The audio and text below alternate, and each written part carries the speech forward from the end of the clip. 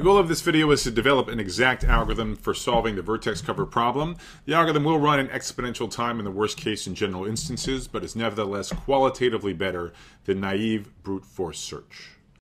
One consequence of this smarter search algorithm is that the vertex cover problem is computationally tractable in the special case where you're looking for a small optimal solution that uses at most a logarithmic number of vertices. Let me remind you quickly of the vertex cover problem. The input is simply an undirected graph G. A vertex cover of a graph is a subset of vertices that includes at least one endpoint of each edge of the graph. The goal in the vertex cover problem is to compute the smallest size of a vertex cover. Let's consider a variant on this problem where we're additionally given a target value k. K here is going to be a positive integer, and we want to know whether or not there is a vertex cover with size k or smaller.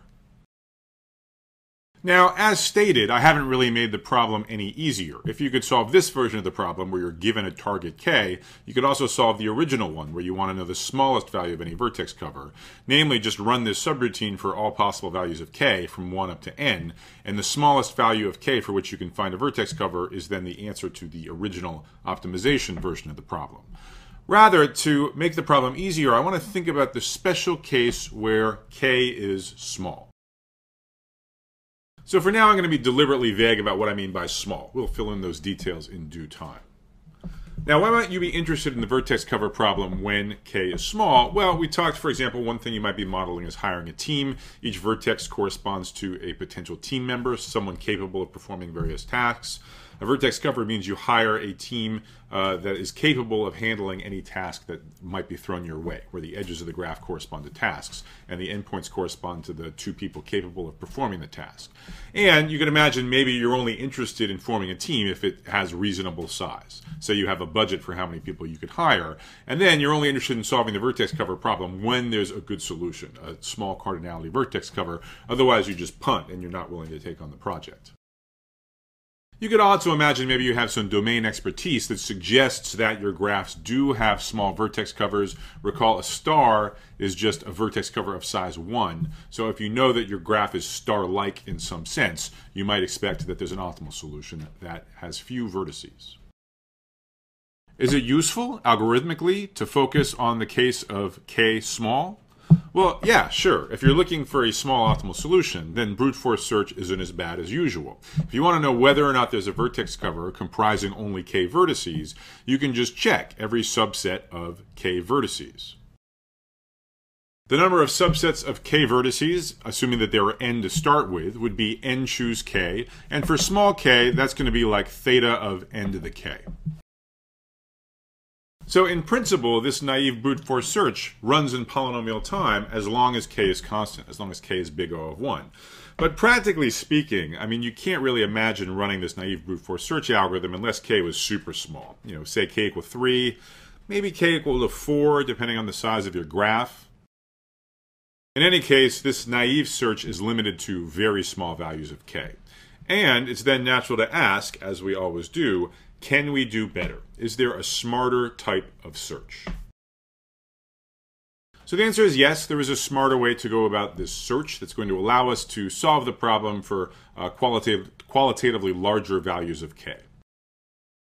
The search algorithm is going to be driven by a lemma which is similar in spirit to the kind of reasoning we did about optimal solutions in our dynamic programming algorithms. I think it would be a little misleading to call it an optimal substructure lemma, so let me just call it a substructure lemma. So consider some input. So the job of our algorithm is to check whether some undirected graph G has a vertex cover of size k or not. Consider also some edge, let's say between u and v, of this graph. In the same way in all of our dynamic programming optimal substructure lemmas, we thought about taking the original instance and reducing it by 1 in some sense. Removing an item, removing a vertex, removing a position of the alignment, and so on. We're going to be thinking about this graph G, but with one fewer vertex. Actually, two different graphs of that form. One that we get by deleting u, that's one endpoint of the edge that we chose, and in addition to u, all of the edges incident to it. And we'll also look at the graph that we get by deleting v, the other endpoint of the edge, and all of its incident edges. I'll use the notation GU for the graph we get by deleting U, and G sub V for the graph we get by deleting V. The lemma asserts that we can reduce the question that we care about, namely does or does not G have a vertex cover of size K, to analogous questions on the smaller graphs GU and GV. Specifically, G does have a vertex cover of size K if and only if at least one of GU or GV has a vertex cover of size K minus 1. So the proof is not too hard. I'll be able to squeeze it in on this slide, and then once we know the substructure lemma is true, I'll show you how that leads to a smarter search algorithm for vertex cover. So this is an if and only if statement, so we have to have two different parts of the proof, assuming the left prove the right, assuming the right prove the left. Let's start by assuming the right-hand side. Let's assume that GU or GV or both does in fact have a vertex cover of size K minus 1. Let's show that then G must have a vertex cover of size K as well.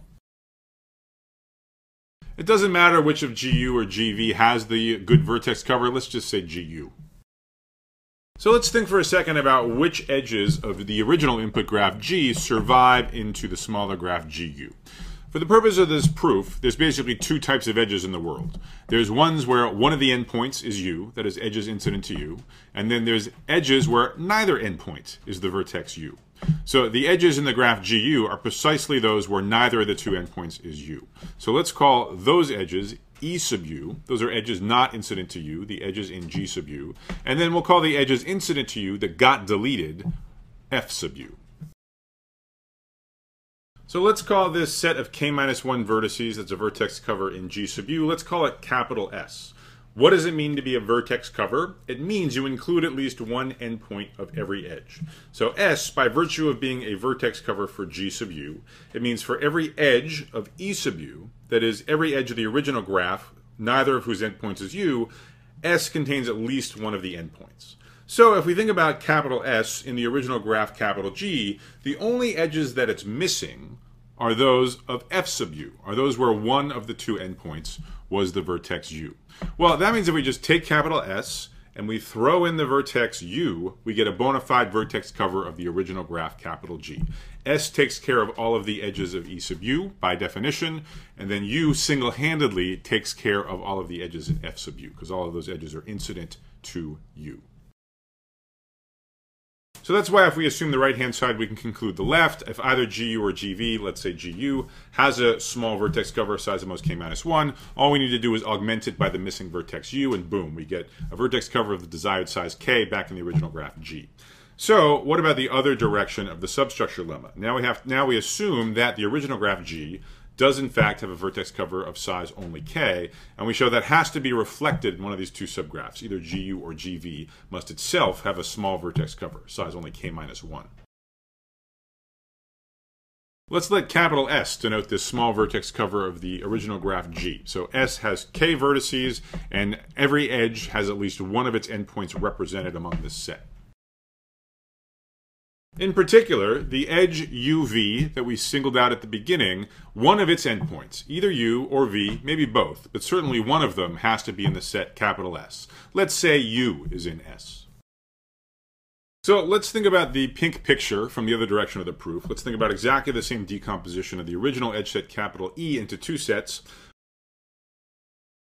Now this set S, remember, it's a vertex cover of the original graph G, so S contains at least one endpoint of every edge. But now U, which is one of the vertices in S, sure, it is an endpoint of every edge of F sub U, every edge incident to U, but U is not an endpoint of any of the edges in E sub U. So what that means is the other K minus 1 vertices of S have to be responsible for containing endpoints of all of the edges that survive into G sub U. The vertex U takes care of edges incident to it. S with U removed, those K minus 1 vertices include an endpoint from all of the other edges, all of the edges in E sub U. So that completes the proof of the forward direction and therefore of the substructure lemma.